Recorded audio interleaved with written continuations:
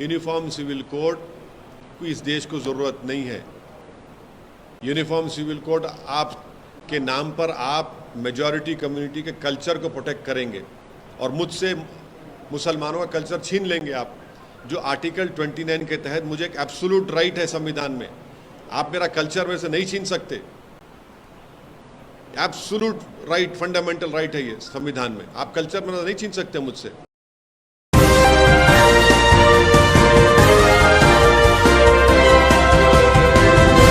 देखिए, जब बीजेपी की नेशनल एग्जीक्यूटिव कमेटी की मीटिंग हैदराबाद में हुई थी तो आप तमाम मीडिया के ज़िम्मेदारों ने एक न्यूज़ को कैरी किया था कि भारत के वज़ीर आज़म ने बीजेपी के लोगों से कहा कि पसमानदा मुसलमानों की बात करो। अब बीजेपी की और प्रधानमंत्री की वो बात बिल्कुल झूठ पर बनी थी, वो सच्चाई नहीं थी उसमें, इसलिए कि तेलंगाना में जो रिजर्वेशन मिल रहा है BCE कैटेगरी में, वो मुसलमानों में जो कास्ट हैं उन कास्ट को मिल रहा है। और PS कृष्णन की रिपोर्ट बनाई गई, उसको उस वक्त के आंध्र प्रदेश के OBC कमीशन ने अपनी रिपोर्ट बनाई, उसको एक्सेप्ट किया और उसके बाद ये 4% रिजर्वेशन मिल रहा है जिसको सुप्रीम कोर्ट के स्टे पे चल रहा है। तो ये झूठ है अमित शाह का बोलना, जो भारत के होम मिनिस्टर हैं। हम उनसे उम्मीद ये कर रहे थे कि सच्चाई को बयान करेंगे। उनको ये सच्चाई बयान करना था कि OBC कमीशन की रिपोर्ट में कास्ट अमंग द मुस्लिम्स को ये मिला है और उसमें बोल दिया गया कि ये कास्ट अगर होंगे तो उनको 4% रिजर्वेशन नहीं मिलेगा। आखिर बीजेपी पसमानदा मुसलमानों की दुश्मन क्यों है? आखिर क्यों बीजेपी, अमित शाह और प्रधानमंत्री जो मुसलमानों में पसमानदा मुसलमान जो डॉक्टर, इंजीनियर, स्कूल के टीचर्स बन रहे हैं, नर्सेज बन रहे हैं, स्टेट पब्लिक सर्विस कमीशन में तेलंगाना में जा रहे हैं, उनसे इतनी नफरत क्यों है? बीजेपी इनके डेवलपमेंट के खिलाफ क्यों है? इनके एम्पावरमेंट के खिलाफ क्यों है बीजेपी? और कब तक बीजेपी नेगेटिविटी और नफरत को फैलाएगी? आप क्यों भारत के जो मुसलमानों में जो कास्ट हैं, जो जिनको संविधान के आर्टिकल 15 और 16 के तहत जिनकी सोशल एजुकेशनल बैकवर्डनेस का एक एम्पिरिकल डेटा है, कृष्णन की रिपोर्ट है, OBC कमीशन रिपोर्ट है, फिर उसके बाद सुधीर कमेटी की रिपोर्ट है, फिर तेलंगाना की OBC कमेटी ने उस सुधीर कमेटी रिपोर्ट को लेकर देखा और एक्सेप्ट किया कि यस, मुसलमानों के सोशल एजुकेशनल बैकवर्डनेस का एक एम्पिरिकल डेटा है। आप क्यों उसके खिलाफ हैं? क्यों आप मुसलमानों को तरक्की करना से देखना नहीं चाहते? वह अगर एक मुसलमान में जो बैकवर्ड क्लासेस हैं या कास्ट हैं, अगर उनके बच्चे डॉक्टर, इंजीनियर बन रहे हैं, स्टेट पब्लिक कमीशन में DYSP पुलिस ऑफिसर बन रहे हैं, RDO बन रहे हैं, तहसीलदार बन रहे हैं, टीचर बन रहे हैं, नर्सेज बन रहे हैं, कांस्टेबल में रिक्रूटमेंट हो रहा है, तो आपको इतनी तकलीफ क्यों हो रही है? आप क्यों मुसलमानों को मार्जिनलाइज करना चाहते? क्यों मुसलमानों को एलिनेट करना चाहते?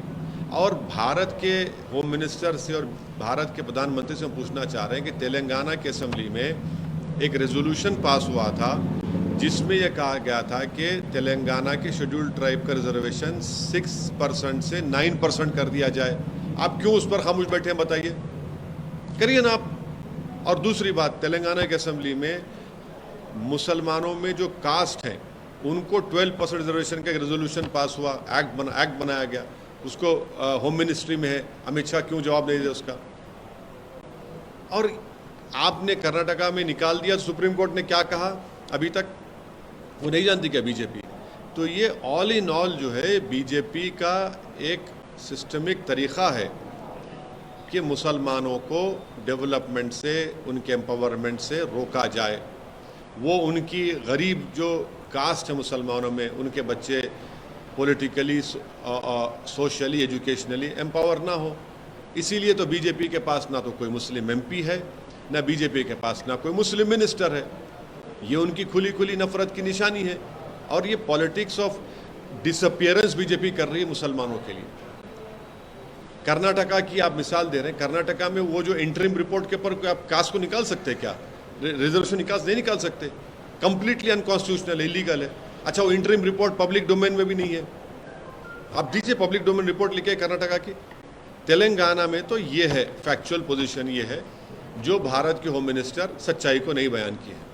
कल एक और बात भी बोले होम मिनिस्टर कि केसीआर की जो कार है, बीआरएस की कार है, वो ओवैसी के स्टीयरिंग से, ओवैसी उसकी स्टीयरिंग चलाते हैं। बीजेपी की जो गाड़ी चल रही है ना, वो देश में आरएसएस के तरफ से चल रही है। बीजेपी की जो सत्ता चल रही है, जहां पर उनकी सत्ता है, वहां पर एनकाउंटर के नाम पर कत्ल कर दिया जाता है। जो लोग उनकी पुलिस कस्टडी में होते हैं उनकी मौत हो जाती है।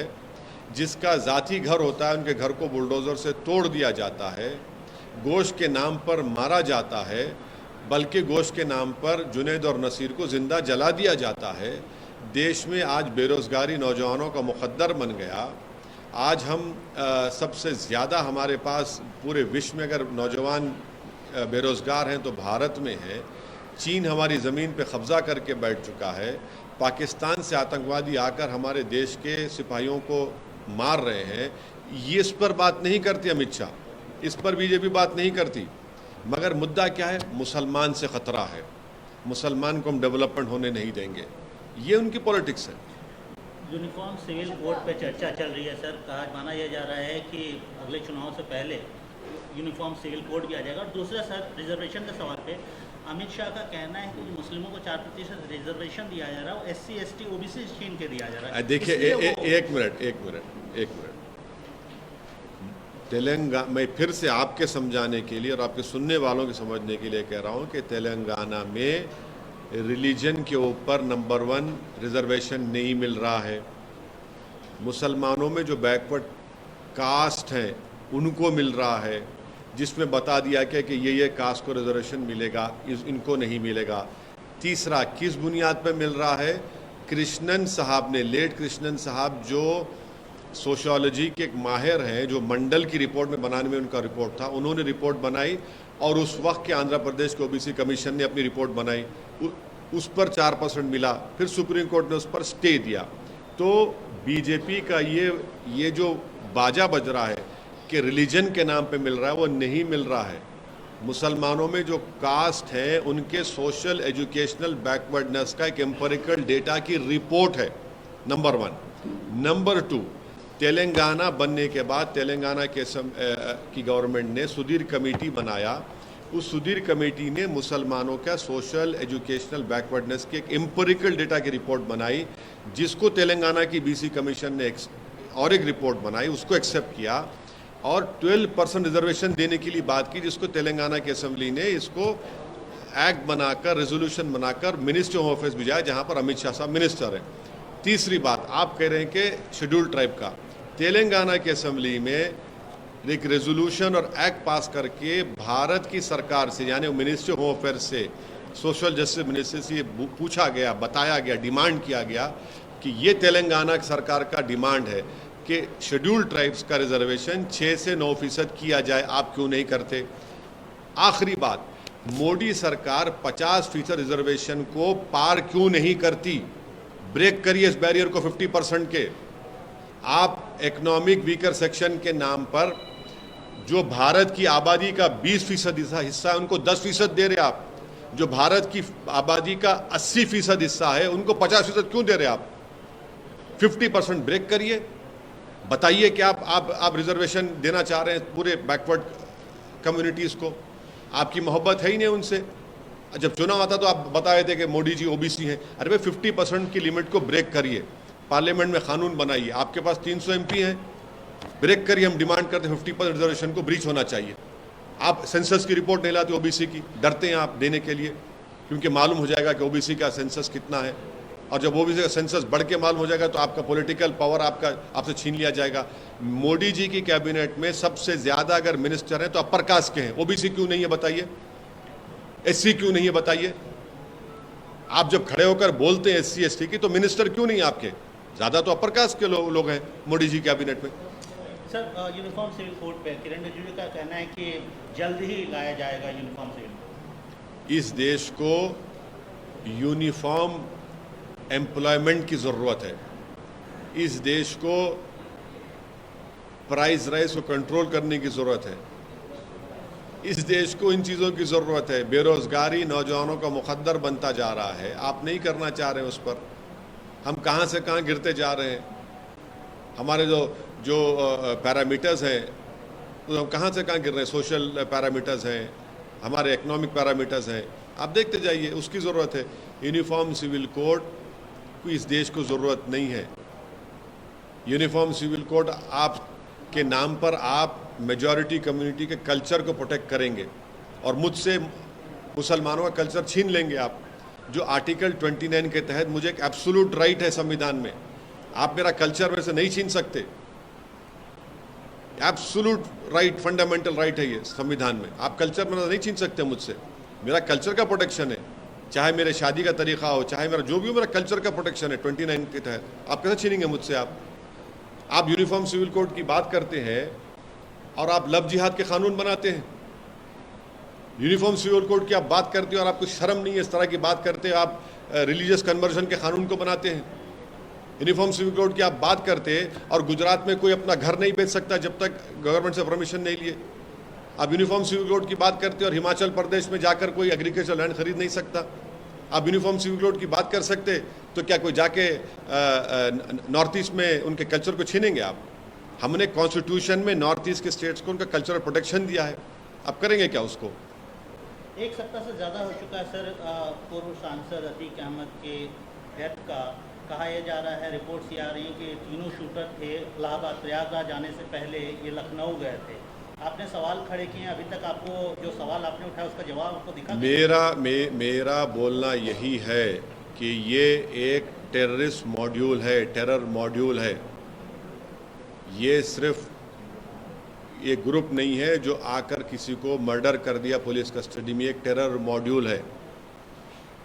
मैं फिर से कह रहा हूं कि अगर जो सरकार सत्ता में है दिल्ली में और यूपी में, अगर वो इस टेरर मॉड्यूल को ख़त्म नहीं करेंगे कानून के दायरे में रहकर, तो ये और हत्या करेंगे, ये रूल ऑफ लॉ को बर्बाद कर देंगे और लोगों को बर्बाद करेंगे, गोलियां मारेंगे। ये एक टेरर मॉड्यूल है, इनको आप रोकिए, इनको पूरों को पकड़िए।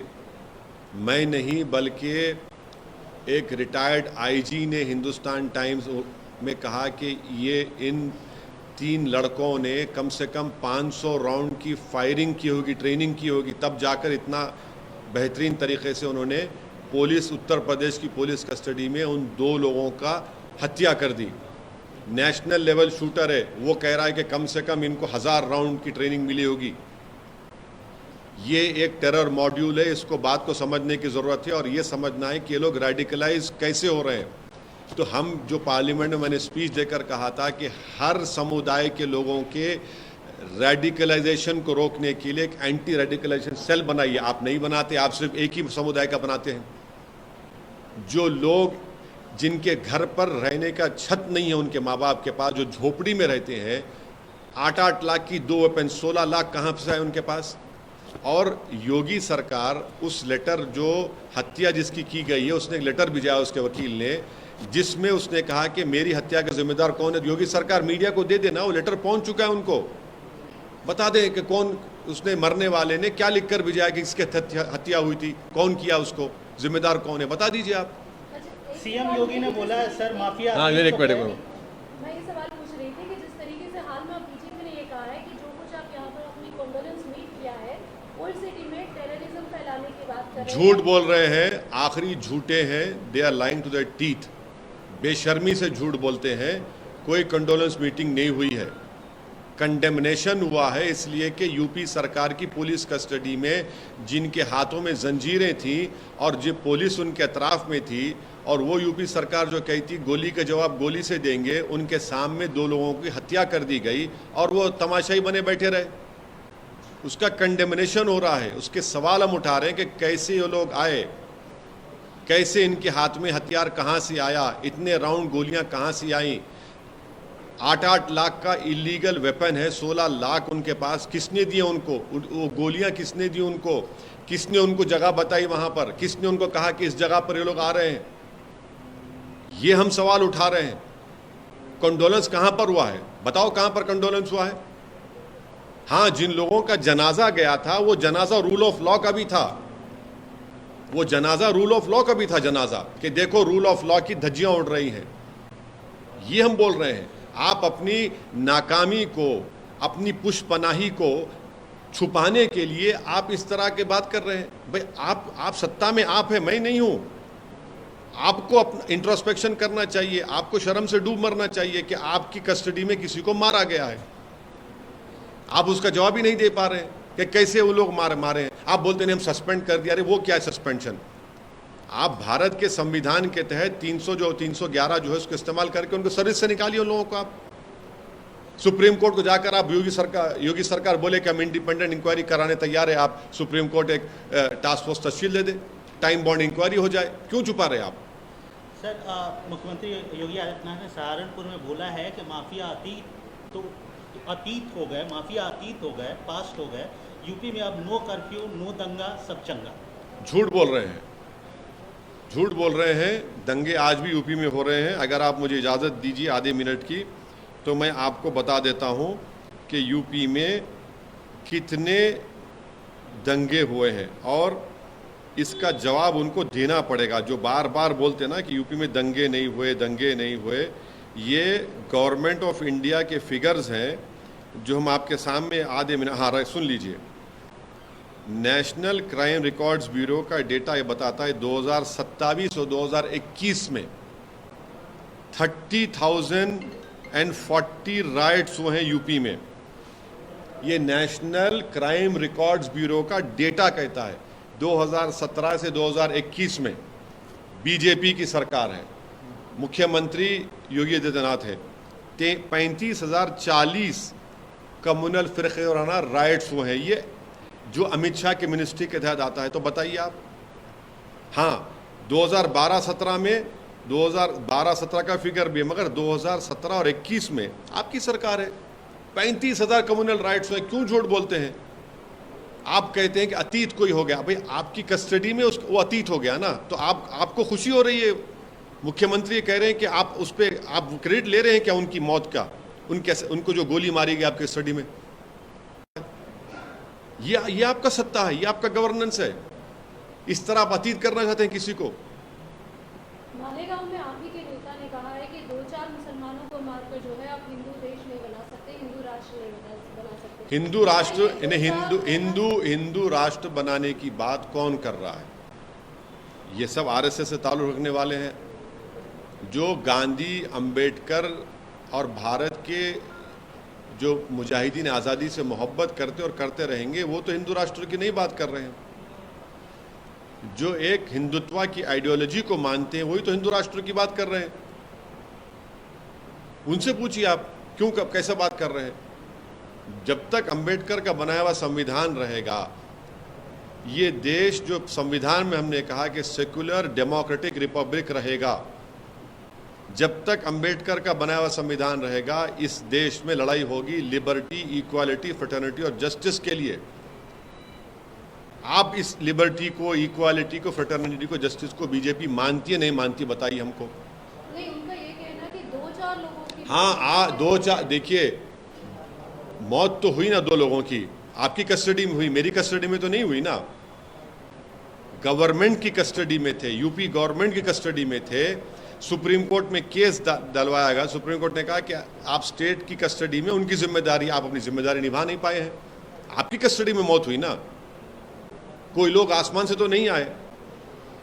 वो उन लोगों ने, ये मैं कह रहा हूं जिन्होंने उनको मारा है, वो एक टेरर मॉड्यूल का हिस्सा है। वो टेरर मॉड्यूल का हिस्सा है। याद रखिए इस बात को। अगर आपको लग रहा है कि ये रेटरिक है, ये आप अपने पैरल पे ले लीजिए। हम आपको बता रहे हैं कि ये रेडिकलाइज लोग हो चुके हैं जो बंदूक से अपने आइडियोलॉजिकल कमिटमेंट्स को, गोल्स को फुलफिल करना चाहते हैं। ये हमारे देश के लिए खतरा है। इस तरह के लोग जो बंदूक और गोली इस्तेमाल करके लोगों की हत्या करके अपने आइडियोलॉजिकल ऑब्जेक्टिव्स को हासिल करना चाहते हैं। तो फिर कोर्ट किस लिए, पब्लिक प्रोसिक्यूटर किस लिए, सीआरपीसी एविडेंस किस लिए, जजेस किस लिए हैं? अगर ये लोग तय कर लेंगे सब चीज़ को, किसकी हत्या करना है, किसकी हत्या नहीं करना, किसको अतीत बना देना। सर नीतीश कुमार बिहार के मुख्यमंत्री हैं, अपोजिशन यूनिटी के मुहिम में जुड़े हुए हैं। ममता बनर्जी से बंगाल में मुलाकात हो रही है, कोलकाता में मुलाकात हो रही है, कहा यह जा रहा है कि समाजवादी पार्टी के चीफ से ही मुलाकात हुई अखिलेश यादव से। आप इस अपोजिशन यूनिटी को कैसे, आपने पहले भी इस पर बात की है, लेकिन फिर से हम जानना चाहेंगे ये जो अब विजिबल एक यूनिटी की मीटिंग दिख रही है, इसको आप कैसे देखते हैं? इब्तदाई इश्क है, देखिए आगे होता है क्या। अभी बहुत से लंबे फासले हैं, हुनूस दिल्ली दूरस्थ है अभी। मतलब अगर आपको बुलाएंगे तो आप जाएंगे? मेरे को कहाँ बुलाएंगे? बुलाएंगे तो नहीं, देखिए मुझे नहीं बुलाएंगे क्योंकि उनको मेरी सच्चाई से उनको नफरत है। उनको मेरी सच्चाई से नफरत है। और सच्चाई क्या है? नीतीश कुमार कितनी मरतबा बीजेपी से मुख्यमंत्री बने, कितने मरतबा छोड़े? लेकिन आप तो बीजेपी नहीं, के साथ नहीं अरे है ना। आप अब कल का कौन गारंटी देगा? आप देंगे? आप लोग देंगे? देश देगा क्या? आप तो असेंबली में खड़े होकर मुख्यमंत्री नीतीश कुमार ने कहा था कि हम मिट्टी में मिल जाएंगे, भाजपा में नहीं जाएंगे। चले गए आप चले गए। आपने कहा था असेंबली में खड़े होकर मिट्टी में मिल जाएंगे, आप चले गए। भाई आप खुद ही उस पर स्टैंड नहीं करते और फिर आप उल्टा बीजेपी के साथ चले जाते हैं आप। तो देखिए, तो आपको अभी प्रैक्टिकल नहीं लगता सर ये? कांग्रेस एंटी बीजेपी की बात हो रही है और तीसरा सजग ये बन रहा है, तो आप कैसे anti Congress anti BJP anti Congress front बन रहा है। मतलब दोनों के लिए अलग करके एक तीसरा मोर्चा बन रहा है। तीसरा मोर्चा बन रहा है। अब आप अगर आप मतलब तीसरा एक तरीके से यूनिटी बन रही है, तो ऐसे में आप एक तरफ कहते हैं कि आप कांग्रेस में भी नहीं है, भाजपा में भी नहीं है, और दूसरी तरफ कहते हैं कि भाजपा को हराना है तो सबको एकजुटता दिखानी है। तो जब सब एकजुट हो रहे हैं तो आप क्यों उनसे अलग दिख रहे हैं? नहीं, एक कहाँ हो रहे हैं? एक कहाँ हो रहे हैं? कौन कह रहा है एक हो रहे हैं? मुलाकात हो रही है। हाँ, मुलाकात हो रही है, चाय पीएंगे, बिस्किट खाएंगे, समोसा खाएंगे, घर जाके सो जाएंगे, और क्या होगा? और क्या मतलब आप होगा? ये कहना चाह रहे हैं कि वो मीटिंग का कोई रिजल्ट? अरे बहुत सी मीटिंग हुई है ऐसी, कितने मरतबा मीटिंग नहीं हुई है? बहुत मरतबा मीटिंग होती। उसके बाद क्या होगा? 24 के बाद क्या होता नहीं मालूम ना। अभी तो 24 बहुत दूर है। लेकिन भाजपा से लड़ना है तो सबको एकजुटता दिखानी है, फिर आप ये कहते हैं तो फिर भाजपा से जब लड़ना है तो चेहरों की बुनियाद पर मोदी से मुकाबला नहीं कर सकते आप। नंबर 1, हम शुरू से मेरा मानना है, अगर आप बोलेंगे ये चेहरा ये चेहरा ये चेहरा तो मोदी को फ़ायदा हो जाएगा, भाजपा को फ़ायदा हो जाएगा। आपको मुकाबला करना है तो भारत के पार्लियामेंट की हर सांसद की सीट के ऊपर बीजेपी से मुकाबला करना पड़ेगा, तब जाकर कुछ अच्छा नतीजा निकलने की उम्मीद है। ये ग्राउंड रियलिटी मैं आपको बता रहा हूँ। और दूसरी बात, आप आइडियोलॉजी पे कहाँ स्टैंड करते हैं? आप में और बीजेपी की आइडियोलॉजी में एक विजिबल डिफरेंस दिखना चाहिए। वो विजिबल डिफरेंस दिख रहा है क्या आपको? बताइए। आप बिहार के मुख्यमंत्री हैं और आप तो सबसे मिलने जा रहे हैं। कहाँ जा रहे हैं? बंगाल जा रहे हैं, दिल्ली जा रहे हैं, यूपी जा रहे हैं। मगर आप जिस प्रदेश के मुख्यमंत्री हैं वहाँ पर एक 100 साला मदरसा है जिसका नाम मदरसे अजीजिया को जला दिया गया। आप वहाँ पर जाकर विजिट नहीं करते? अरे वहाँ जाकर तो विजिट करिए, आइडियोलॉजी के पर दिखाइए ना। हम आइडियोलॉजिकली डिफरेंस है, बीजेपी से डिफरेंट है, आप दिखाते नहीं है। अच्छा, आप बिहार में कानून बना रहे हैं उन लोगों को छोड़ने के लिए जो एक सिविल सर्वेंट की हत्या में जिनको सजा हो गई थी, अब उनको छोड़ने के लिए कानून बना रहे हैं। वे आपका स्टैंड क्या है आइडियोलॉजिकली? बताइए आप। ठीक है, मोदी को हराना है तो आइडियोलॉजिकली हराएंगे या सिर्फ आप ऐसे फ्रंट बना के हराएंगे? मेरा मानना है कि आइडियोलॉजी पर जब मुकाबला होगा तो कामयाबी मिलने की उम्मीद है।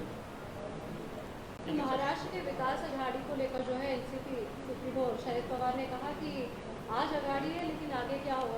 वो संजय राउत ने भी कहा सरकार बहुत जल्दी गिरने वाली है। वो वही कुछ बोल सकते हैं। शरद पवार साहब ही बोल सकते हैं, उनकी पार्टी के बारे में मैं नहीं बोल सकता। परसों अदानी से भी मिले होगा। हाँ, अदानी से भी मिले। वो उनसे पूछिए, मेरे से क्यों पूछ रहे हैं आप? सर, आपकी जो स्टेट में अलायंस नॉन ऑफिशियल अलायंस है सर, तो बीआरएस पार्टी भी इस ऑपोजिशन अलायंस के लिए कोशिश कर रही है सर, नॉन ऑपोजिशन अलायंस के लिए। क्या अगर वहाँ से अप्रोच होगा तो आप साथ देंगे? नहीं, अभी तक तो कोई मेरे से अप्रोच नहीं हुआ बीआरएस की तरफ से, ना मेरी कोई उनसे बातचीत हुई है। जब ऐसा कुछ अप्रोच होगा, बातचीत होगा, मैं इमीडिएटली आप लोगों के सामने ब्रेकिंग न्यूज़ के साथ बोल दूंगा। अभी तक तो नहीं हुआ है। बीआरएस के अध्यक्ष आपके पार्लियामेंट्री कॉन्स्टिट्यूंसी औरंगाबाद में आपकी पार्टी के सांसद वहाँ जाके मीटिंग कर रहे हैं। आप उन्होंने कहीं भी जा सकते हैं। वो तो फिर हाँ, मैं भी असेंबली चुनाव होगा तो मैं भी जाऊंगा ना, कहाँ जाएंगे सर? कहीं भी जाऊंगा मैं। जैसा उन्होंने जा रहे मैं भी जाऊंगा, तो उनको इख्तियार है। हमारे को सीट पे आप जाके कैंपेन नहीं, ऐसा नहीं है। देखिए वो जाना चाह रहे, अच्छा है ना, औरंगाबाद जाना चाहिए। लेकिन सीट आपके सामने। अरे कुछ फर्क पड़ने वाला नहीं, इंशाल्लाह इम्तियाज जलील दोबारा जीतेंगे। हम तो अच्छा करे केसीआर वहाँ पर गए, उनको जाना चाहिए।